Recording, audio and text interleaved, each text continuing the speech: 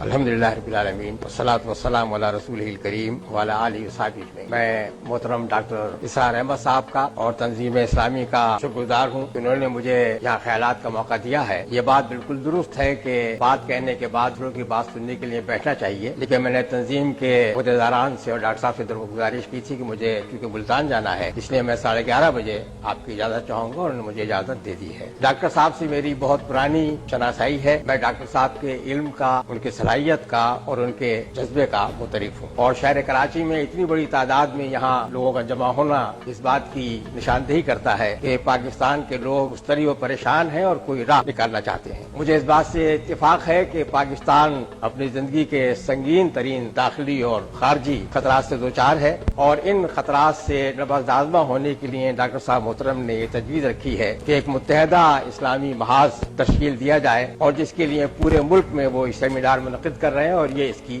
چوتھی کڑی اور آخری سیمینار لاہور میں ہوگا۔ ڈاکٹر صاحب نے بہت تفصیل سے چیزیں آپ کے سامنے پیش کی ہیں، اور میں بغیر کسی بناوٹ اور تصنع کی کہنا چاہتا ہوں کہ میں اپنے آپ کو اس قابل نہیں سمجھتا کہ اس جیسی محفل میں جہاں ایسے علماء اور ایسے سامعین موجود ہیں کچھ کہنے کی جرت کروں۔ لیکن ڈاکٹر صاحب نے اپنی تقریر میں یہ نہیں بتایا کہ منہاج کیا ہے اس زمانے میں، کس طرح سے وہ کام کریں گے۔ میں پوری صفائی کے ساتھ یہ بات کہتا ہوں کہ مجھے ڈاکٹر صاحب کی جو تجویز پیش کی ہے اس سے اتفاق نہیں ہے۔ اگر الیکشن نے لوگوں کو جماعتوں میں منقسم کیا ہے تو دین میں بھی منقسم کیا ہے۔ یہاں 3 جماعت اسلامی بیٹھی ہوئی ہیں، تنظیم اسلامی، تحریک اسلامی اور جماعت اسلامی۔ اس لیے یہ کہنا درست نہیں ہے کہ الیکشن تقسیم کرتا ہے، دینی جماعتیں خود بھی منقسم ہیں۔ پھر ڈاکٹر صاحب نے فرمایا ہے کہ جو ان کا کام ہوگا وہ اقتدار کی کشمکش کے لیے نہیں ہوگا، اور وہ کسی کو ہٹاؤ، کسی شخص کو یا کسی جماعت کو ہٹانے کے لیے نہیں ہوگا، لیکن پھر یہ بھی فرماتے ہیں کہ ان کی پرامن جدوجہد جو سول نافرمانی اور شہادت تک پر منتج ہو سکتی ہے وہ ایسی ہوگی کہ جس سے ہم اپنے مقاصد کو حاصل کر لیں گے۔ لیکن میں یہ پوچھتا ہوں کہ کیا اقتدار میں، اگر اقتداری کشمکش سے آپ علیحدہ ہے تو کیا اقتدار میں آئے بغیر اسلام نافذ ہو سکتا ہے؟ کوئی طریقہ اگر اس کا ہے تو ہمیں بتا دیں کہ وہ کیا طریقہ ہے۔ اور پھر کیا اس راہ میں جو رکاوٹیں، جو چیزیں حائل ہیں، وہ شخصیات ہوں یا پارٹیاں ہوں، اسلام کی نفاذ کے راہ میں، منہاج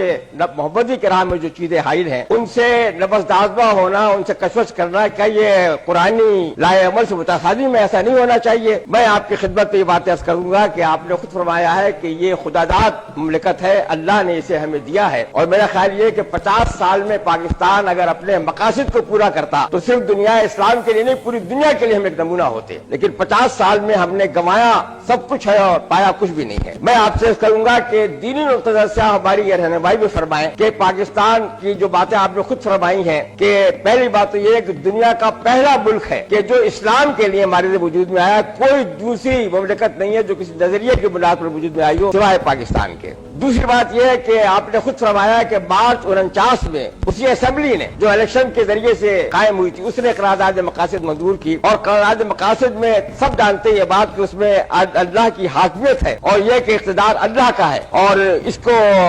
اس اللہ کی حدود کے اندر رہتے ہوئے ہمیں اقتدار کو استعمال کرنا ہے۔ پھر 1973 کا آئین، میں سمجھتا ہوں کہ وہ بہت کوششوں کے بعد تمام دینی اور سیاسی جماعتوں کے اشتراک کے بعد ایک بنا تھا، اور میرا خیال ہے کہ وہ آئین ایک ایسا ہے جو آج بھی ملک کو قابل قبول ہے۔ اس آئین کا آرٹیکل 2 یہ کہتا ہے کہ پاکستان، مملکت پاکستان کا مذہب اسلام ہے۔ جس طریقے سے کوئی شخص کلمہ پڑھ کے مسلمان ہو جاتا ہے، ایسے ہی آئین یہ بات کہتا ہے کہ مملکت کا مذہب بھی اسلام ہے۔ تیسری بات، آئین کے آرٹیکل 62 اور 63 میں لکھا ہوا ہے کہ کون لوگ اس کے ممبر بن سکتے ہیں اسمبلیوں کے، سینٹ کے، قومی اسمبلی کے اور صوبائی اسمبلیوں کے، اور پھر تفصیل سے بات دی ہوئی ہے کہ جو آدمی فرائض کا پابند نہیں ہے اور جو آدمی کبیرہ گناہ میں ملوث ہے وہ سینٹ کا، قومی اسمبلی کا اور صوبائی اسمبلی کا ممبر نہیں بن سکتا۔ اس لیے یہ وہ جمہوریت نہیں ہے جس میں ہر شخص اس کا ممبر بن سکتا ہو۔ پھر جو جداگانہ طریقے انتخاب ہے، اور پھر ختم نبوت کا مسئلہ ہے جو میں سمجھتا ہوں بہت ہی احسن طریقے سے علماء کی کوششوں سے یہ اسمبلی کے ذریعے سے طے پایا ہے۔ پھر قانون سازی، کوئی اسمبلی اسے اختیار نہیں ہے کہ وہ اپنی مرضی کے مطابق قانون بنائے۔ دستور میں بات دی ہے کہ جو قانون سازی ہوگی وہ قرآن اور سنت کے تابع ہوگی، اور جتنے موجودہ قوانین ہیں جو قرآن اور سنت کے تابع نہیں ہیں انہیں بدل کر قرآن اور سنت کے تابع کیا جائے گا۔ پھر اسلامی نظریاتی کونسل ہے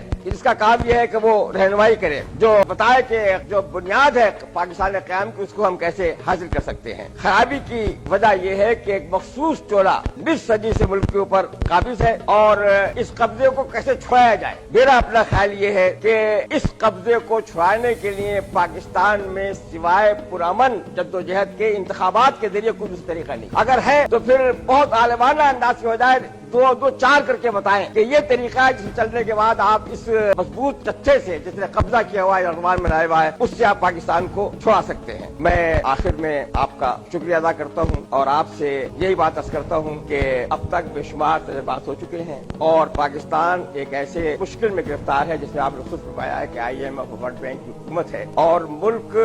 बिखर रहा है। मुल्क में खुल्लम खुल्ला मुल्क के तोड़ने की बातें की जा रही हैं और कोई उनकी सरजनिश और गिरफ्त नहीं है और मुल्क में इस्लामी नजरियात का जो मजाका उड़ाया जा रहा है वो मेरा ख्याल है कि आज भारत में भी इसकी शायद हिम्मत गैर मुस्लिमों की नहीं होगी। अखबारात में जो बातें छपती हैं मैं जानता हूं कि उनमें से बहुत सी चीजें गलत होती हैं और इतनी गलत होती हैं कि बाज़ दफा उनकी तरदीद करना भी मुश्किल हो जाता है। मोहतरम डॉक्टर साहब की तरफ से एक बयान अखबार में छपा था कि कश्मीर के मसले का हल ये है कि कुछ लो और कुछ दो। तो मैं डॉक्टर साहब से पूछता हूं कि अगर कश्मीर का कुछ हिस्सा आप भारत को देना चाहते हैं तो वहाँ इस्लाम आप कैसे फैलाएंगे और क्या हक पहुँचता है किसी आदमी को ये बात कहने का कि जिस कश्मीर में मुजाहिदीन जिन्हें भारत गोरीले कहता है वो जद्दोजहद कर रहे हो 70,000 आदमी जामे शहादत नोश कर सके हैं। अगर डॉक्टर साहब ने ये बात कही है तो फिर इसकी तौजीह करें कि वो उनका मकसद क्या होता और मेरा ख्याल अगर नहीं कही है तो बहुत अच्छा है। मैं डॉक्टर साहब आपका तंजीम इस्लामी को शुक्रिया अदा करता हूँ।